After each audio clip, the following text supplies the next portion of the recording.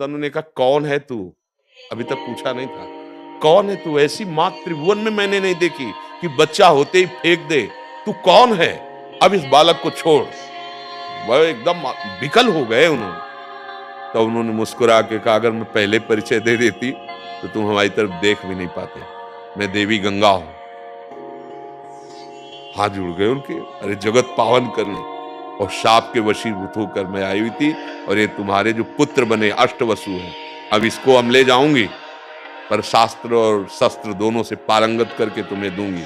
उनको मैंने मुक्त कर दिया, क्योंकि उनको मुक्त होना है। देखो वो बच्चे दोनों, वो जीव केवल उतने समय के लिए इस कष्टप्रद मृत्यु लोक में आए थे। आपको माता पिता का सौभाग्य इतने ही दिनों का था। अगर हम विवेकवान बने तो हर दुख से बच सकते हैं। हमारा अधिकार उतना ही है जितना उस जीव का प्रारब्ध है। अगर उसका प्रारब्ध क्षय हो गया तो मानो पढ़ा लिखा के 20-21 साल का किया, अब वो चला गया। उनको केवल इतना ही था, मनुष्य योग, इसके बाद फिर आगे की यात्रा है। हम लोग थोड़ा अल्पज्ञ हैं, तो ये अपने वर्तमान के संबंध को और सुख को मान करके दुखी हो जाते हैं। यहाँ से जाना पड़ेगा, इसका नाम मृत्यु लोक है, और जितनी श्वासें उतनी ही केवल रहेंगी, इसके आगे है।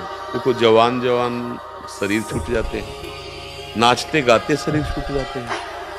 तो शरीर का अगर अवधि है कि हम रा बोल पाए तो धागे नहीं बोल पाएंगे, जितना उसी में ब्रेक लग जाएगी, चलो छोड़ो शरीर।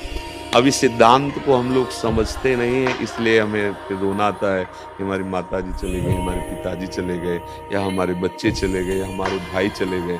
भैया ये नियत समय के लिए यहाँ आए, तुम्हारा बस कुछ नहीं चल पाएगा।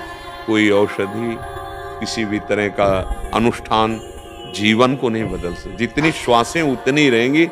हाँ, उनको प्राणायाम के द्वारा रोक कर बढ़ाया जा सकता है।